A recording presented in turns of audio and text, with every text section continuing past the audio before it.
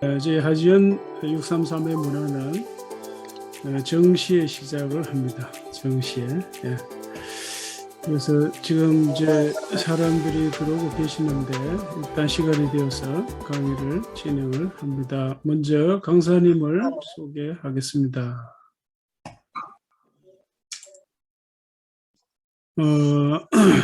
우리 김미애 작가님은 현재 행복공감연구소 대표로 계시고 또 작가 활동을 하고 계시고 동기부여가 이런 일들을 줌을 통해서 하십니다. 나중에 강의하시면서 본인 하시는 일을 아마 소개하실 겁니다. 우리 현재 한국메타버스연구원의 책임연구원 또 강사 맵 제작자로 활동하시고 한국메타버스연구원 제가 3기로 졸업했는데 저하고 같이 공부하셨죠? 강사님? 저는 4기입니다. 4기. 내가 지금 잘 모르. 이제 그래서 이제 같이 이제 한명원에서 활동하다 하면서 이제 알게 됐는데 강의를 아주 참 매끄럽게 잘하시고 또 행복한 개인주의자로 사는 방법 또 이 책을 또 알게 돼가지고 강의를 부탁했는데 원래 이제 저는 이제 목사니까 아시는 대로 평생 이제 성경이나 신학이나 인문학 관련 책을 공부해가지고 사실은 메타버스는 NFT 쪽으로 참 이제 부담스러운 과목인데 어떻게 하다가 이제 만나서 행복한 개인주의자로 사는 방법 이런 저자를 만나서 얼마나 반가웠는지 몰라. 이제 인문학 이제 같은 분야니까 그래서 제가 부탁을 했더니 기쁘게 허락을 하셨습니다. 그래서 이제 강의하시는 분야는 많이 있는데 행복 화학이라 할까 행복 분야 또 메타버스 이쪽으로도 강의하시고 앞으로 이제 NFT도 배우셔서 하실 겁니다. 자 이제 김미애 작가님 모시겠습니다. 여러분 큰 박수로 맞이해 주시기 바랍니다. 박수. 안녕하세요. 고맙습니다. 공유를 내가 넘겨드릴게요. 모처럼 제가 저자 특강을 한 지가 좀 꽤 돼서 오늘 김종태 교수님 초청으로 저자 특강을 오랜만에 하려다 보니까 제가 리허설은 잘 안 하는데 리허설까지 해보게 되네요. 그래서 이렇게 여러분들을 만나뵐 수 있는 좋은 기회를 주셔서 김종태 교수님께 너무 감사드리고요. 좀 전에 이제 소개하시면서 제가 이제 메타버스 공부 같이 김종태 교수님하고 이제 진행을 좀 했었는데, 아마 2월 16일쯤에 제가 또 교수님께서 주관을 해주시는 그 교육으로 메타버스 게더타운 맵 제작 교육도 여러분과 연이 닿으면 또 만나뵐 수 있을 것 같습니다. 나중에 소개해 드릴 겁니다, 제가. 그래서 오늘은 잠깐만요. 제가 화면 공유부터 하고 진행을 하도록 하겠습니다. 하는 그 정의는 다 달랐어요. 이렇게 자기의 스토리 안에서 자기의 친구와의 연결성을 보면 내가 은혜줬던 사람은 나는 어디 잠깐만요. 어디 잡음이 들리는데요. 오랜 시간을 함께 있던 죄송합니다. 설 선생님. 네. 하세요. 일단 강사님은 진행하세요. 제가 관리를. 화면이 보이시나요? 네, 행복한 보이는데. 네네. 전체 화면으로 하세요. 슬라이드 쇼. 그래요? 잠시만요. 슬라이드 쇼가 안 돼 있어요. 하고 다시 한번 공유를 해보겠습니다. 네, 이제 전체 화면으로 보이시나요? 네, 됐어요. 오늘 제가 여러분들과 이제 이야기를 나눌 부분은 이제 행복한 개인주의자로 사는 방법, 제 책을 가지고 여러분과 이야기를 진행을 해보려고 합니다. 저는 김종태 교수님께서 소개해 주신 대로 지금 현재는 행복공감연구소의 대표로 있고요. 작가로서 오늘은 여러분들께 인사를 드리게 됐습니다. 그래서 오늘은 제 책을 가지고 여러분과 이야기를 나누는 시간을 한번 가져보도록 할게요. 행복한 개인주의자로 사는 방법이라고 하는 제 책을 제가 지인분들께 이제 선물을 드리기도 하고 이제 추천을 해드리기도 했는데 제가 책을 드렸더니 이제 일부 어떤 분들은 요즘 같은 세상에 네트워킹이 이렇게 중요한 시국에 개인주의자로 사는 것은 그 올바른 방향이 아니지 않느냐 이제 그런 말씀을 저에게 주셨어요. 그래서 이제 지금 김종태 교수님도 계시고 또 저보다 이제 한참 어르신 인생 선배님들도 계신 것 같은데 이제 그런 분들이 저에게 책 제목을 이렇게 내면 이 책 너무 위험한 거 아니냐 팔리겠냐 이제 그런 말씀을 하시기도 하더라고요. 근데 이제 그런 분들이 우려를 하셨던 거는 이제 개인주의자와 이제 이기주의자를 조금 개념에 혼돈이 좀 있으신 게 아니었나 이제 그런 생각을 하는데요. 개인주의자도 이기주의자도 자기를 사랑하는 사람 그 감정에 충실한 사람인 거는 맞죠. 근데 제가 말씀드리는 개인주의자는 이기주의자하고 다른 점이 그거인 것 같아요. 나를 생각하면서 자기에 빠져 있으면서 남에게 그 감정이 피해를 주느냐 주지 않느냐라고 하는 기준인 것 같아요. 그래서 저는 이기주의자까지는 아니고요. 행복하게 나를 사랑하면서 사는 개인주의자가 되자라는 개념으로 이제 책을 썼고 이제 그런 내용을 좀 담고 있습니다. 그래서 제가 이제 책에서 이야기하는 행복한 개인주의자이면서도 행복한 개인주의자는 어떤 사람일까라고 하는 것을 한번 스스로 정의를 좀 내려봤어요. 그래서 얻은 답은 제가 이제 책을 쓰면서 얻은 답은 스스로의 잣대로 살아가는 자유로운 사람이다라고 정의를 한번 내려봤습니다. 뭐 자기의 삶인데 뭐 자유롭지 않을 건 또 뭐야 이제 그렇게 생각을 하시는 분도 계실 것 같기는 해요. 근데 그 사회에서 많은 사람들과 부딪히면서 살아가는 관계 속에서 자기의 주관대로 자기의 생각대로 살아가지 못하는 사람들이 꽤 많이 있는 것 같습니다. 저도 이제 그런 사람 중에 하나였고요. 이제 그런 어떤 자기 스스로의 주관으로 살아가지 못하는 그런 사람들에게 좀 더 주관 있는 삶, 나에게 만족하는 삶을 이제 살아가자 이제 그런 개념으로 책을 쓰고 여러분께 이제 또 이야기를 드리게 됐습니다. 그렇다고 한다면 그 사람들이 자기의 삶인데도 불구하고 자기의 잣대로 스스로의 잣대로 살아가지 못하는 이유가 뭘까 이제 그런 거를 생각을 좀 해봤어요. 그랬더니 제가 생각한 결론은 그 열등감이 그 원인이었다라고 하는 것을 저는 이렇게 터득을 하게 됐습니다. 그 열등감이 저를 이렇게 짓누르고 있다 보니까 자존감이 너무너무 낮아지는 거죠. 그래서 이제 스스로의 잣대로 살아가지 못하고 사람들의 말에, 사람들의 어떤 기준에 자꾸 휘둘리고 그 안에서 괴로워하고 힘들어하고 이제 그런 나를 발견할 수가 있었어요. 제가 이제 저의 이렇게 이력을 말씀드리진 않았는데, 남들이 보기에는 꽤 좋은 직장에 계속 있었던 듯 합니다. 경기도 공무원으로 정식 사회생활을 시작을 했고요. 그리고 이제 지자체 산하 공공기관으로 정부 부처 산하의 공공기관으로 그렇게 이제 직장 생활을 하다 보니까 남들은 저를 굉장히 부러워하더라고요. 좋은 직장에 있었네. 뭐 좋은 곳에서 생활을 했네. 이제 그런 시선으로 저를 바라보고 있더라고요. 그런데 그런 남들이 엄청 부러워하는 직장, 제가 퇴직 직전에 다녔던 직장은 사람들이 뭐라고까지 표현을 했었냐면, 신의 직장이다. 혹은 신이 숨겨둔 아무도 모르는 직장이다. 뭐 이런 얘기까지 하더라고요. 그래서 그럴 만도 한 게, 공공기관들도 그렇고 정부 부처도 그렇고 정부 지방 이전을 했잖아요. 근데 저희 기관은 제가 있었던 기관은 강남 한복판에 있는데 지방 이전 대상에서 쏙 빠진 겁니다. 그러다 보니까 특히나 젊은 친구들은 이런 직장은 또 없다. 이제 이러면서 정말 기관 저희 입사 경쟁률이 거의 한 800대 1, 900대 1, 심하게는 1000대 1까지 올라가더라고요. 그러다 보니까 남들이 이렇게 부러워하고 오고 싶어하는 직장이고 그럼에도 불구하고 저 스스로는 그 직장에 있으면서 너무 좋아, 뿌듯해, 뭐 어깨 뿜뿜해 이런 생각이 들지가 않는 거예요.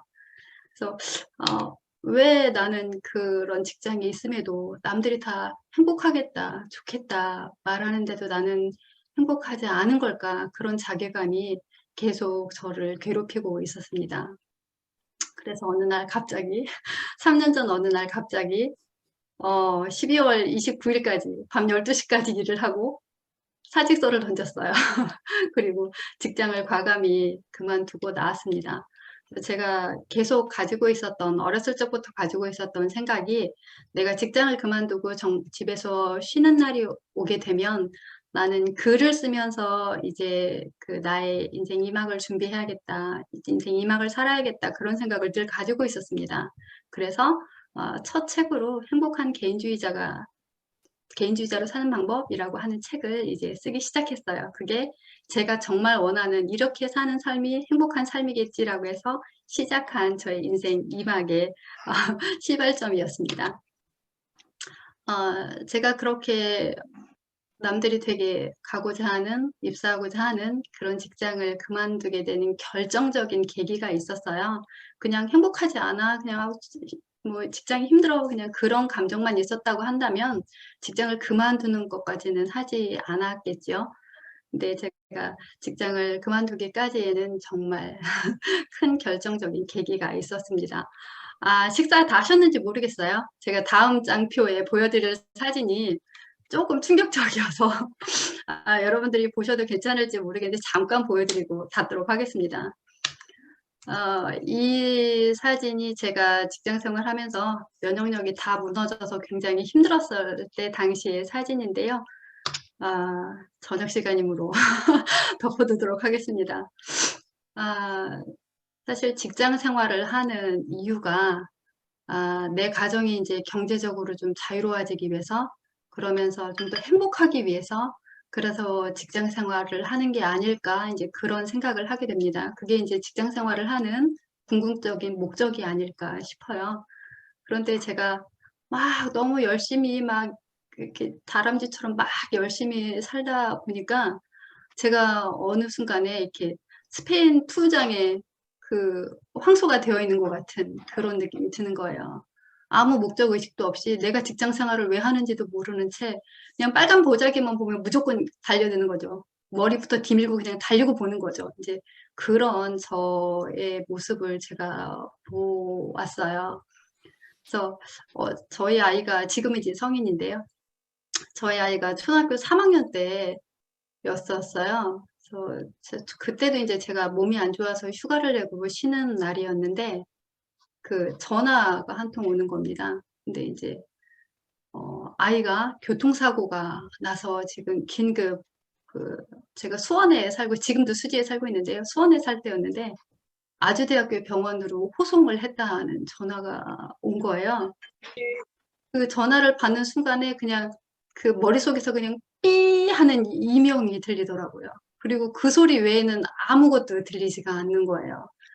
그래서 정신없이 택시를 잡아 타고 이제 아주대학교 병원으로 가는데, 사실 집에서 아주대학교 병원까지 택시로 5분이면 돼요. 뭐 신호 걸린다고 해도 한 7, 8분이면 되는 그 짧은 거리인데, 그 거리를 가는 그 순간에 머릿속에 수백 가지 막 너무 무서운 상상들이 머리를 헤집고 지나가는 거예요. 너무 끔찍하고 너무 무섭고 그런 상상들이 머릿속을 막 헤집고 지나가는데 정말 아무 생각이 없더라고요. 그래서 응급실을 막 허둥지둥 정신없이 달려가서 이제 아이를 딱 봤는데 아이가 말똥말똥 눈을 뜨고 있는 거예요.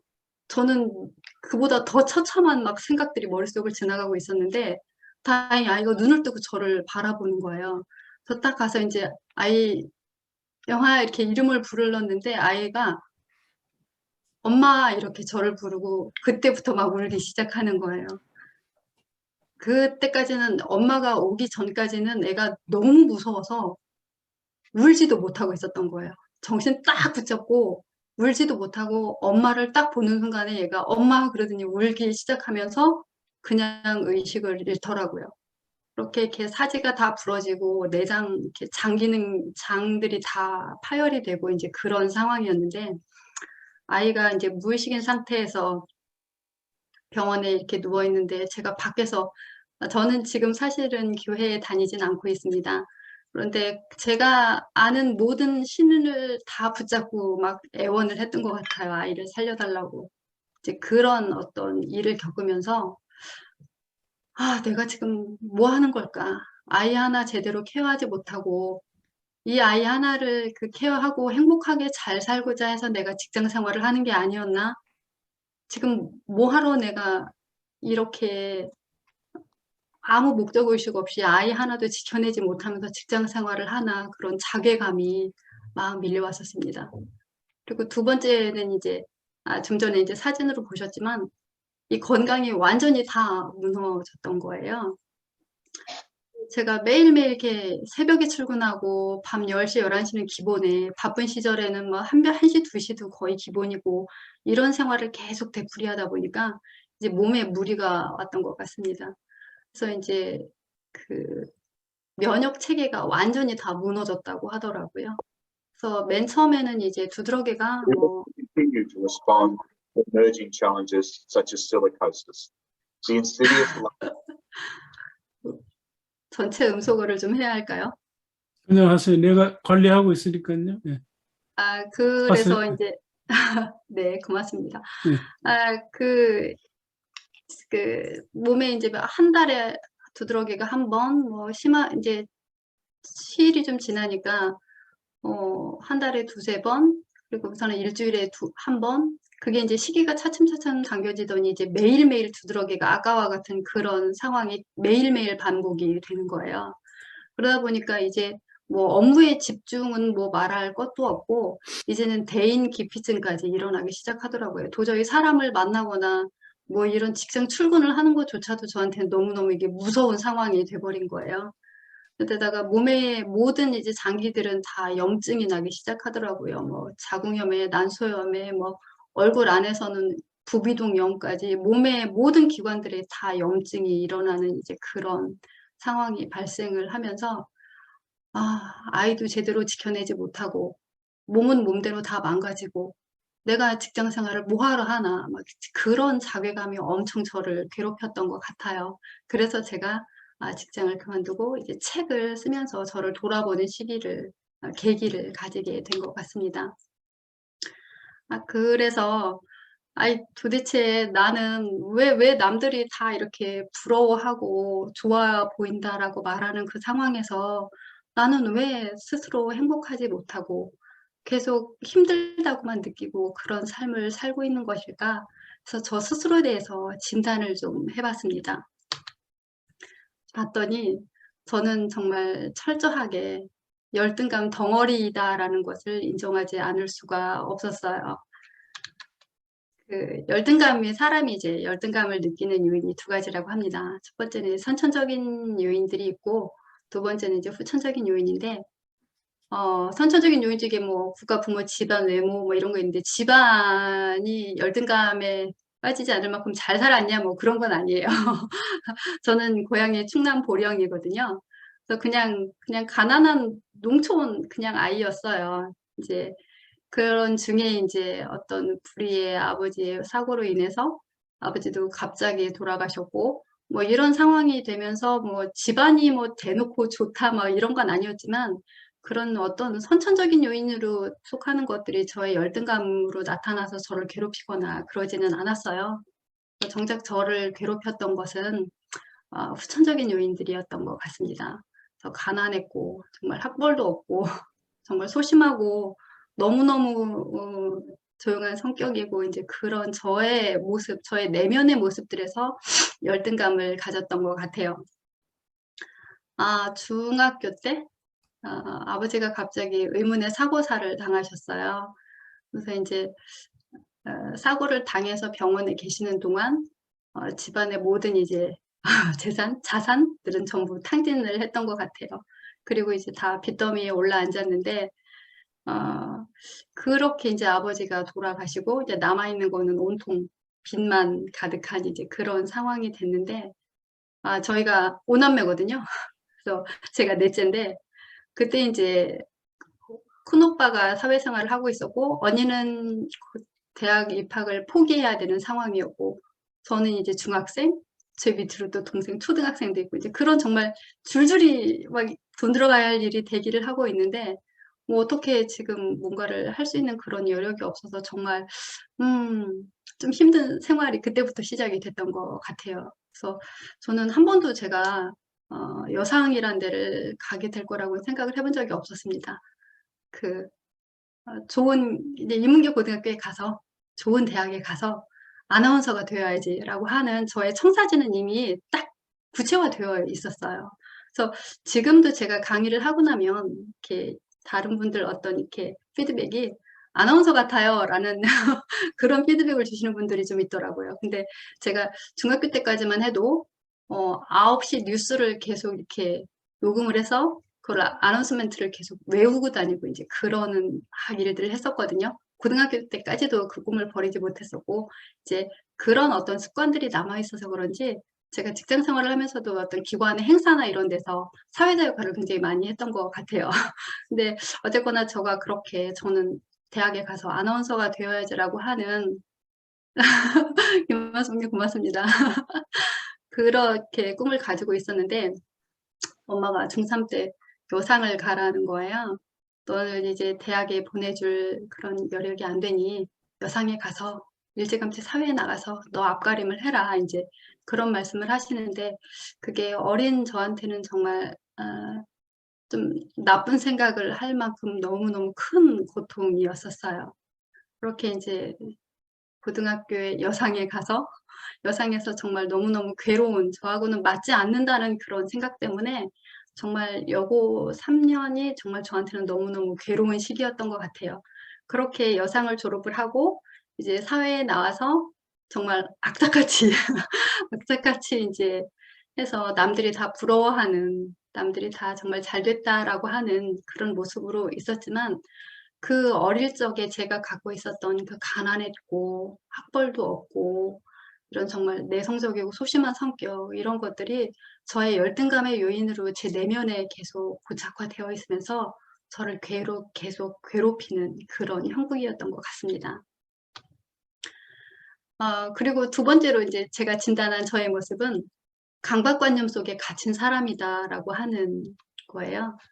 근데 저희 아버지가 이제 일찍 저희 곁을 떠나시기는 했지만 아버지의 교육 철학이나 이제 이런 것들이 제 마음속에는 굉장히 이렇게 딱 자리를 잡고 있었던 것 같습니다. 근데 지금 이제 뭐 김종태 교수님이나 다른 선생님들도 자녀분들에게 그렇게 이제 예의 바른 사람이어야 한다라고 가르치시겠지만 저 또한 이제 그런 마음을 강하게 이제 자리를 잡고 있었던 것 같아요. 그래서 이제 모든 사람들에게 항상 예의 바르게 깍듯하게 뭐 친절하게 해야 한다라는 생각을 가지고 모든 사람을 대하다 보니까 그게 오히려 그 긍정적인 요인보다는 저 사람은 너무 차가워. 너무 딱딱해. 다가가기가 어려워. 불편해. 이제 그런 감정으로 저한테 다가오더라고요. 그래서 저는 사람들에게 그 어떤 이렇게 뭐 그게 좋은 영향이기도 해요. 사람들이 저를 그냥 막대한다던가 왜 저 사람 나에게 무례하게 굴지라고 생각했던 적은 별로 없었던 것 같아요.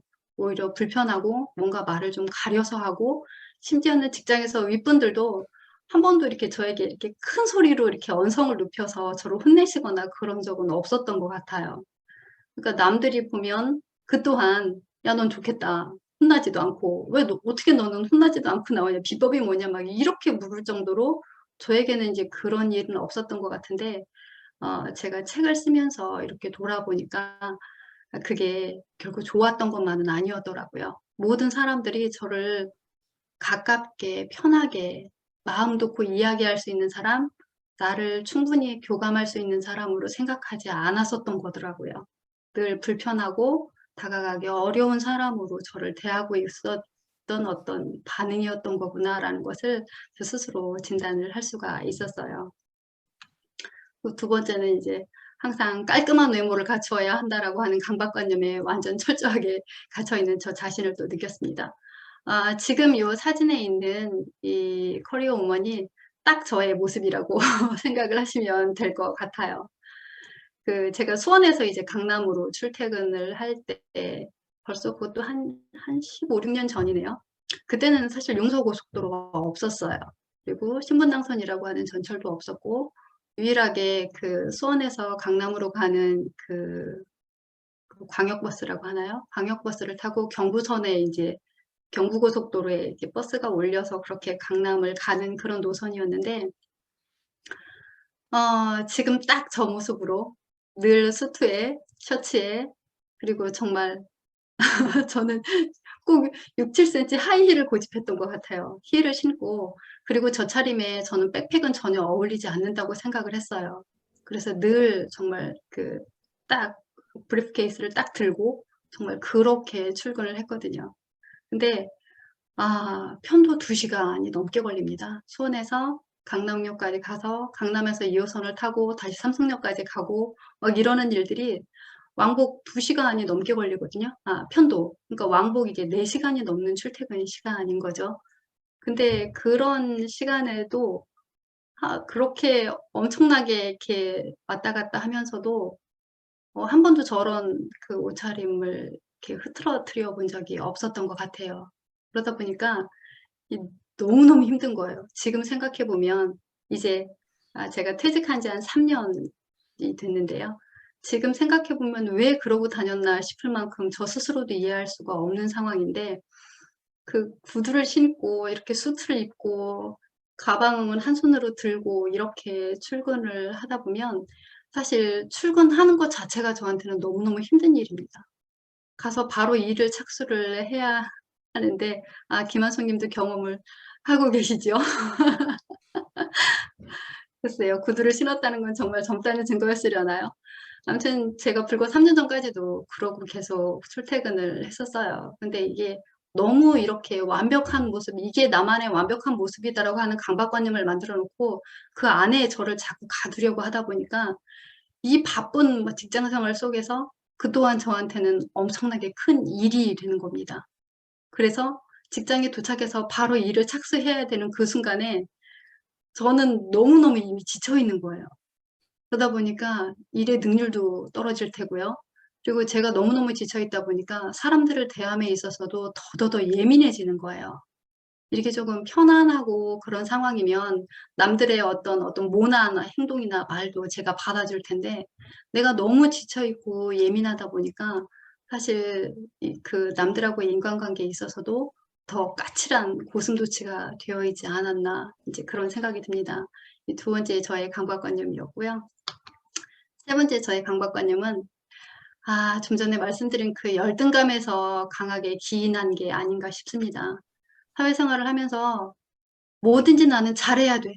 뭐든지 잘해야 돼. 잘한다는 말을 들어야 해. 라고 하는 그런 강박관념이 저를 꽉 옥죄고 있었던 것 같아요. 그러다 보니까 사실 제가 다녔던 그 직장, 마지막 퇴직하기 직전에 있었던 직장이 직원의 거의 대부분이 박사 인력입니다. 근데 저는 사실 그 석사라는 학위를 가지고 저 딴에는 굉장히 열심히 산 결과물이었지만, 저는 거기서 뭐 명함조차 내밀 수 없는 정말 공학 박사들이 즐비한 자기들끼리도 진골 성골을 논하는 이제 그런 엄청난 사람들 틈바구니에서 나는 무조건 그들 틈에서도 나는 빠지는 사람이면 안 돼. 뭐든 잘해야 돼. 이제 이런 강박관념들이 계속 저를 억누르고 있었던 것 같아요. 그러니까 새벽에 출근하고 맨날 거의 또 새벽에 퇴근까지 하는 이제 그런 일들을 계속 제가 스스로 단행을 했던 것 같아요. 그러니까 일 외에는 그 어떤 것도 할 수가 없는 거예요. 늘 바빠요. 그리고 늘 힘들고. 그러다 보니까 아이는 뭐 제 아이긴 하지만 언니 집에 그냥 가 있고, 저는 감정평가원에 계셨네요. 저랑 가까운 곳에 계셨네요. 그러다 보니까 아이는 언니 집에, 제 아이지만 언니 집에 가 있고, 주말에만 데려오는 아이고, 남편도 집 안에서 저의 어떤 아내로서의 역할을 거의 기대하지 않았던 것 같아요. 오로지 정말 일 잘해야 해. 뭐든지 나는 남들보다 뒤처지면 안 돼라고 하는 그런, 지금 생각해보면 참 쓸데없는 강박관념들에 저 스스로를 묶어놓고 있었던 것 같습니다. 이렇게 제가 만든, 누가 억지로 하라고 한 것도 아닌 제가 만든 창살에 갇혀서 저는 그렇게 혼자 막 고군분투하고 힘들어하고 괴로워하고 이제 그랬었던 것 같아요. 그래서 이제 난 이제 직장도 그만뒀고, 정말 행복한 내 삶을 좀 찾아보자. 나 정말 행복하려고 그 고생한 건데, 행복은 도대체 어디 갔고, 맨날 힘들기만 하고, 맨날 괴롭기만 하고, 직장 사람들에게, 가족들에게, 친구들에게 늘, 김미는 바쁜 사람, 우리 동생은, 우리 엄마는, 우리 부인은 바쁜 사람이라고 하는 이미지만 가지고 있나. 이게 뭔가 이제 그런 생각이 들어서 스스로 정말 나도 이제 행복한 사람이 한번 돼보자. 맨날 맨날 힘들고 괴롭다라고만 할 게 아니라 누구에게든 나 지금 너무 행복해. 너도 이렇게 행복하게 살아봐 라고 하는 행복을 전할 수 있는 사람이 돼보자 라고 스스로 이제 다짐을 좀 해봤습니다. 그래서 제가 이제 실천 강령 혹은 난 정말 이렇게 할 거야 라고 하는 저의 다짐 이런 것들을 한번 뽑아봤어요. 그래서 첫 번째가 과거와 작별하자라고 하는 내용입니다. 왜 그 자기계발 서적들을 쭉 읽다가 보니까 과거와 작별하지 못하면 미래와 작별한다라고 하는 말이 있더라고요. 근데 정말 그 말을 제가 이제 느낄 나이가 됐는지 느낄 만큼의 어떤 경험치들을 쌓은 사람이 됐는지 제가 그 책을 읽으면서 정말 많은 생각을 했었어요. 지금 여기 장표에서 보이는 모습은 이제 이영자 씨 사진인데요. 이영자 씨도 보니까 저 비슷한 충청도 사람이더라고요. 근데 이 사람이 보니까 오빠와 이영자 씨 둘이었는데 어머니가 굉장히 이제 아들 편향적인 이제 그런 마인드를 갖고 계셨던 분이었던 것 같아요. 그래서 이영자 씨가 여고 이제 시험을 보기 전날, 대입 시험을 보기 전날인데도 엄마가 생선 배달을 시켰다고 합니다. 근데 오빠는 그렇게 이제 나이도 이제 이영자 씨보다 더 많았을 텐데도 불구하고 이영자 씨가 생선 배달을 하고 돌아오면 오빠 밥 차려주라고 이제 엄마가 그러고 이제 그런 식으로 이제 오빠를 굉장히 이제 편애하시는 이제 그런 어머님이셨던 것 같아요. 그런 환경에 자라면서 이영자 씨가 어느 토크 프로그램에서 나와서 하는 말이 나는 신엽병에 걸려 있었다. 이제 그런 말을 하더라고요. 그래서 제가 신엽병이 도대체 뭘까 한번 찾아봤습니다. 근데 신엽병은 이제 우리가 흔히 말하는 공주병하고는 전혀 이제 다른 개념인데요. 자기 스스로를 굉장히 하찮게 생각하는 겁니다. 이거 정말 위험한 생각이거든요. 그래서 사람들이 이영자 씨 오늘 너무 근사한데요. 이영자 씨 정말 너무너무 멋있습니다. 이영자 씨 진짜 너무 가까이 하고 싶은 사람이에요. 이런 칭찬을 누군가가 해주면 저 사람이 나한테 왜 저러지? 나한테 뭐 원하는 거 있나? 나한테 왜 다가오는 거지? 이렇게 다른 사람, 자기가 그런 처우를 받아야 될 사람이 아니라고 생각을 하게 된답니다. 그리고 내가 그 다른 사람에게 뭔가를 막 주고 이러는 거는 마음이 편한데 그런 어떤 융숭한 대접을, 융숭한 대우를 내가 받게 되면 영 불편하고 불안하고 자기는 그 범주에 속하지 않는, 그래서 스스로를 굉장히 이렇게 힘들게 하는 그런 성격, 그런 유형의 그 병이라고 해요. 정말 무서운 상황인 거죠. 근데 이영자 씨가 자신의 그런 신여병을 극복하고 과거와 작별하고 이렇게 지금은 이렇게 밝은 모습으로 웃으면서 모든 사람들에게 웃음과 희망을 전달하는 이제 그런 사람이 되어 있잖아요. 근데 저도 이제 과거와 작별을 해야겠다. 이제 그런 생각을 하는 게 중3 때 이제 엄마가 그 고등학교를 이제 여상을 가라고 했을 때 이제 예비 소집 하잖아요. 요즘 아이들도 예비 소집을 하겠죠? 예비 소집을 하는데 그 보령시 가보셨는지 모르겠지만 그 대천 시내가 그 이제 터미널을 중심으로 맨 서쪽 끝에 인문계 일반고등학교 여고가 있고 동쪽 끝에 이제 대천 해수욕장 방향으로 그 대천 여상이 있습니다. 근데 집을 나왔는데 도저히 그 여상으로 갈 수가 없는 거예요. 여상으로 갈 길이 가지지가 않는 거예요. 근데 집은 이제 워낙에 가난한 터라 지금 요즘 아이들이 흔하게 입는 그 오리털 잠바, 패딩 뭐 그런 거 하나도 없었어요. 그래서 얇은 면잠바 하나 입고 그러고 이제 집을 나왔는데 지눈개비가 그렇게 많이 내리는 겁니다. 근데 뭐 우산도 없고 그 진눈깨비를 다 맞고 이제 터덜터덜 여고 앞으로 걸어서 갔어요. 근데 여고 이렇게 교문이 이렇게 철 교문이었는데 이렇게 철커덕 닫혀 있는 겁니다. 근데 그 교문을 보면서 제가 느끼는 게 너는 들어오지 마. 너는 들어올 자격이 안 돼라고 저한테 이제 그런 느낌으로 다가오는 거죠. 그래서 정말 몇 시간을 진눈깨비를 맞아가면서 그 대문 교문을 붙잡고 울었던 것 같아요.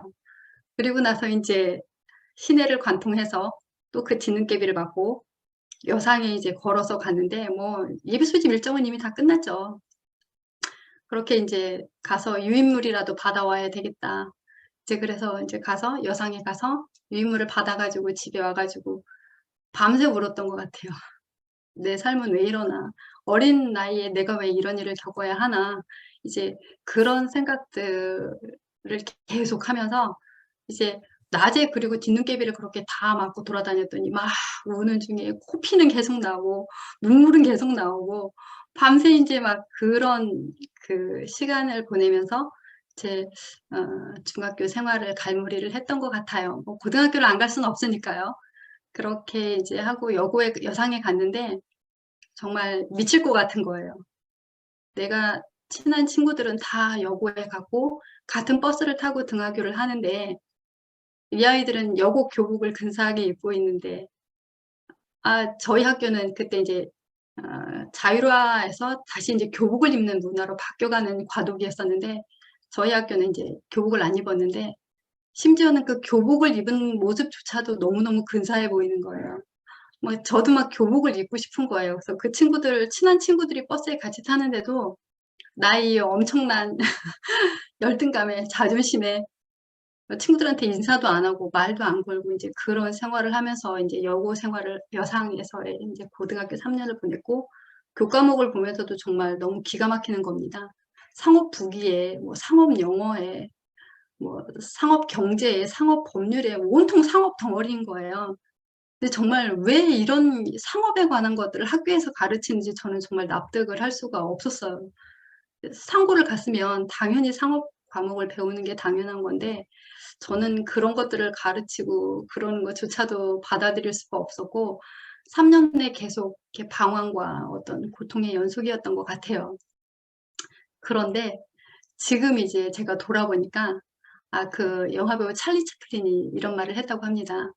인생은 가까이에서 보면 비극이고 멀리에서 보면 희극이다. 이제 그런 말을 했다고 합니다. 근데 제가 이제 그런 일을 겪으면서 아버지는 왜 갑자기 우리 곁을 떠나셨고 왜 우리에게 이렇게 엄청난 빚만 남겨주셨고 나는 왜 이렇게 내가 원하지도 않는 학교에 와서 이 내가 좋아하지도 않는 이상한 과목들을 배워야 하나 이제 막 그런 온통 자괴감으로 똘똘똘똘 뭉쳐있던 생활이었던 것 같아요. 근데 이제 지금 돌아보니까 정말 인생을 이렇게 멀리서 바라보니까 제가 여상에 갔었기 때문에 거기서 상업부기라고 하는 것을 배웠기 때문에 대학에서 경영학이라는 걸 전공할 수 있었고 좀 더 공부를 하면서 재무관리 MBA라고 하는 것을 내가 전공을 하는 계기가 됐었구나. 이렇게 저에게 다 자양분이 되는 그런 일들이었더라고요. 그러나 그 당시에는 정말 너무너무 괴롭고 정말 어린 제가 혈서를 정말 썼을 정도로 너무너무 괴로운 삶이었었거든요. 근데 지금 돌아보니 그게 저한테는 굉장히 큰 자양분이다라고 하는 그 멀리서 보는 희극의 저의 모습을 볼 수가 있더라고요. 그래서 저도 이제 과거에 저한테 그 있었던 그런 모든 일들은 그리고 저에게 열등감으로 다가왔던 그런 저를 괴롭혔던 일들은 다 이제 끊어내고 작별을 하기로 했습니다. 그리고 지금은 어느 정도는 제가 그런 저의 모습에서 좀 탈피해 있는 어떤 긍정적인 감정을 갖게 됐어요. 그래서 저는 이제 스스로를 성충이라고 생각을 합니다. 이제 완성된 어떤 모습인 거죠. 이제는 제가 쭈글쭈글 애벌레도 아니고요. 정말 쭈글쭈글 번데기도 아니고요.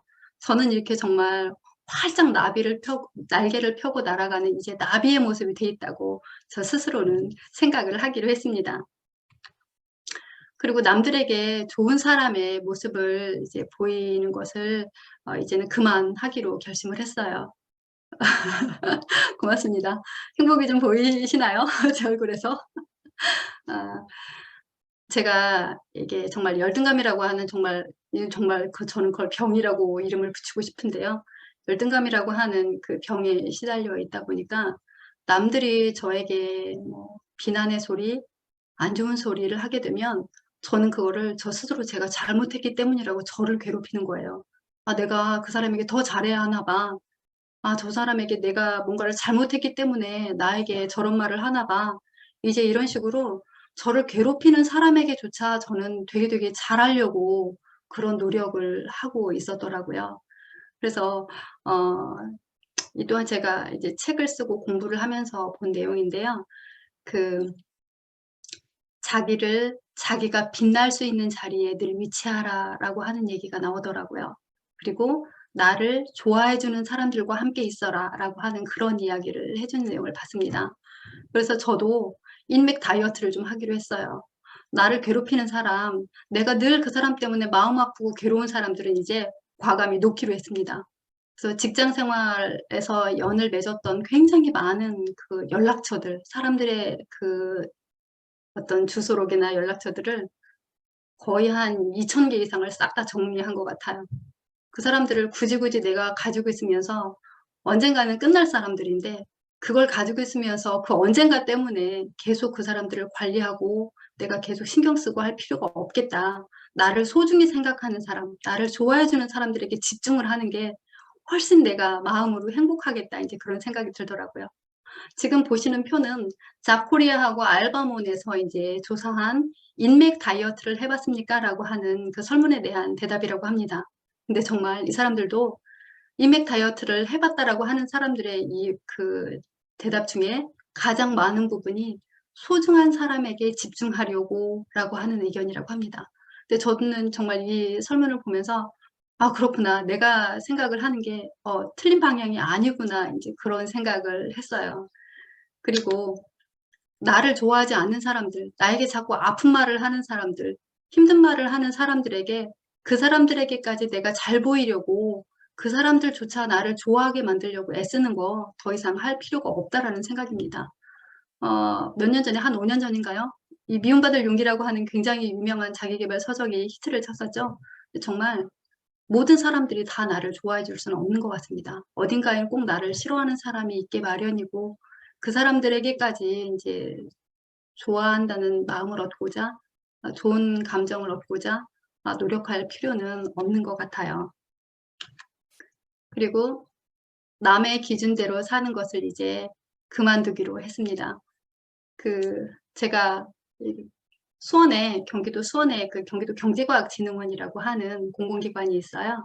제가 이제 그 공간에서 일을 할 때인데 그때는 저희를 그 공공기관의 장인들 대표이사님이라고 불렀었는데요. 그 대표이사님이 전 직원을 중소기업에 나가서 현장 체험을 하고 오라는 겁니다. 일주일간 전 직원을. 그 많은 직원을 다 중소기업에 나가서 일주일씩 다 현장 체험을 하고 오라는 미션을 줬어요. 그리고 현장 체험을 하고 와서 현장 체험 보고서를 부서장이 아닌 대표이사에게 직보를 해라. 직접 메일을 보내라. 이제 그런 오더를 내렸습니다. 그래서 저희가 하는 그 일들이 너무 탁상행정이다. 중소기업이 정말 원하는 게 뭔지, 정말 필요로 하는 게 뭔지 모르는 상태에서 머릿속에서 짜낸 탁상행정이니 가서 보고 느끼고 와라. 이제 그런 개념이었어요. 그래서 저도 이제 중소기업에 가서 일주일간 그 체험 활동을 좀 해봤습니다. 그래서 일주일간 정말 대표이사, 임원진, 직원, 그리고 공장 생산 라인에 있는 사람들하고 같이 막 공장에 가서 일도 하면서 각계 각층의 이야기들을 다 들으면서 아, 우리가 했던 사업 중에 이런 부분은 정말 너무 허구성이 너무 큰 사업이었구나. 실효성이 없는 사업이었구나. 이제 그런 느낌도 받았고요. 정말 지원해드려야 할 것들이 너무 많더라고요. 그래서 일주일 동안 꽤 많은 것들을 해결해드리고 그러고 왔어요. 그리고 이제 보고서를 써서 이제 대표이사 메일로 직보를 했는데 그 다음 달 원례회의 때 대표이사님이 갑자기 전 직원이 모여있는 원례회의에서 호명을 하시는 거예요. 김배 씨 일어나 보라고. 일어났는데 갑자기 박수를 다 쳐주라는 겁니다.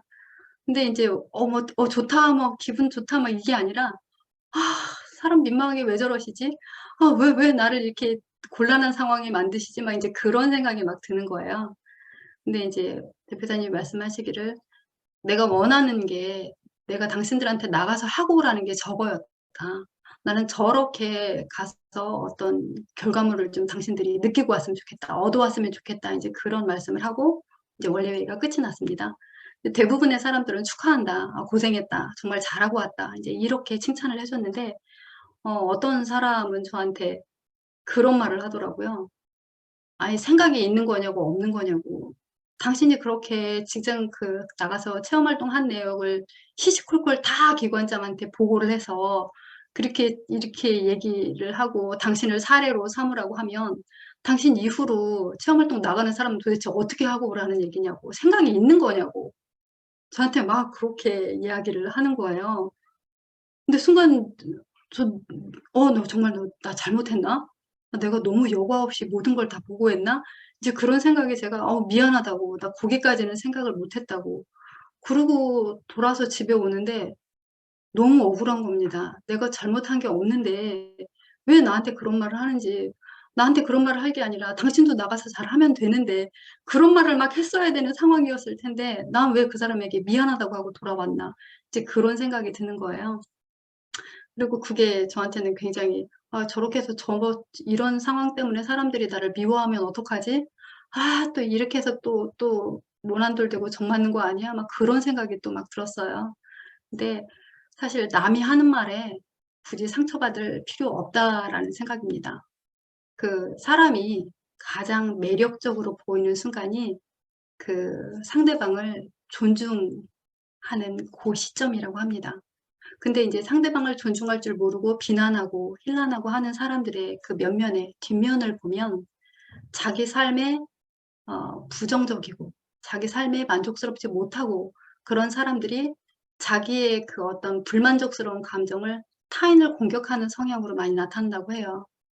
그래서 저는 그 사람들이 저에게 이렇게 나 아무 잘못도 없는 것 같은 그 상황에까지도 나에게 힘든 말을 하는, 나에게 아픈 말을 하는 그 사람들의 말 때문에 제가 아파하는, 제가 상처받는 그런 일들은 이제 그만하기로 했습니다. 그리고 남들이 하는 말에 이제 휘둘리지 말고 내 기준대로, 그래, 난 열심히 하고 왔어. 난 잘하고 왔어. 이렇게 스스로 내 기준대로, 내 잣대대로 그렇게 살기로 했습니다. 이렇게 행복하게 살기 위한 저만의 3가지 잣대로 이렇게 내 삶을 꾸려나가다 보면 정말로 빛나는 내 인생이 되지 않을까, 이제 그런 생각을 해봅니다. 그래서 요즘에 친구들을 만나면 참 좋아 보인다. 아까 김종태 교수님도 얼굴이 행복해 보인다고 좋은 말씀 해주셔서 정말 너무 감사한데요. 친구들이 그런 말을 많이 해줬어요. 생각해보면 미애, 넌 진짜 웃는 모습이 너무 예뻐. 정말 넌 되게 자상한 성격이야. 그리고 정말 너는 깔끔하고, 그리고 넌 진짜 성실해. 이제 그런 말들을 저한테 되게 많이 해줬었어요. 근데 저는 그런 말을 한 번도 귀담아 들은 적이 없었던 거예요. 그래, 고마워. 땡큐. 그냥 그리고 넘기고, 남들이 나에게 상처를 주는 말, 안 좋게 말하는 말들만 계속 머릿속에 담아두고 가슴속에 담아두고 저를 괴롭혔던 것 같아요. 근데 지금 돌아보면 정말 괜찮은 사람이더라고요. 남들에게 칭찬받을 만하고 남들이 좋아해 줄 만하고 저 스스로 괜찮은 사람이다 라고 인정을 하고 정말 남의 기준 때문에 남의 기준으로 이렇게 하면 나를 좋아해 줄까? 이렇게 하면 나에게 칭찬을 해줄까? 라고 남의 기준에 맞추지 말고 저 스스로 나로 이제 살기로 했습니다. 그렇게 나 스스로에게 당당한 모습으로 이제는 살아가려고 해요. 그래서 제가 여러분들도 지금 저보다 인생 선배님들도 많이 계시겠지만 여러분들에게 자기 스스로를 괴롭히지 않는, 자기 스스로를 인정하기 위한 한 6가지 상황을 한번 추려봤습니다. 같이 공감하실 수 있었으면 좋겠어요. 사람이 지쳐 있다는 것은 정말 노력했다는 증거라고 합니다. 지쳐 있지 않으신가요? 다시 도전하기 두렵다고 하는 것은 그만큼 큰 용기를 냈었다는 증거고요. 그리고 슬럼프가 왔다는 건 그만큼 열정을 듬뿍 쏟았다는 증거라고 합니다. 좌절했다는 건 그만큼 그 상황에 내가 간절했었다는 증거이고요. 포기하고 싶다는 건 그만큼 희망을 놓지 않았다는 증거라고 합니다. 이렇게 힘들고 괴로운 상황들이 나에게 많이 닥쳐오지만 그럼에도 불구하고 무너지지 않았다는 건 당신은 강한 사람이라는 증거라고 합니다. 이렇게 힘들고 괴로운 상황이 왔을 때 내가 하는 일이 그렇지 뭐, 내가 그렇지 뭐, 이렇게 나를 괴롭힐 것이 아니라 이제는 이렇게 내가 노력했고 간절했고 희망을 놓지 않은 나였었다라는 거 스스로 인정해주고 정말 나의 내면 아이에게 잘했다고 칭찬하고 보듬어줄 줄 아는 그런 행복한 개인주의자가 되시기를 바랍니다. 행복은 아낀다고 해서 돈처럼 쌓이는 것이 아니라고 합니다. 지금 여러분에게 있는 그 행복을 발견하시고 행복을 충분히 누리시기 바랍니다. 지금까지 행복한 개인주의자로 사는 방법이라고 하는 주제로 여러분과 이야기를 나눠봤고요. 오늘 강의 들어주셔서 감사드립니다. 여기까지 하겠습니다.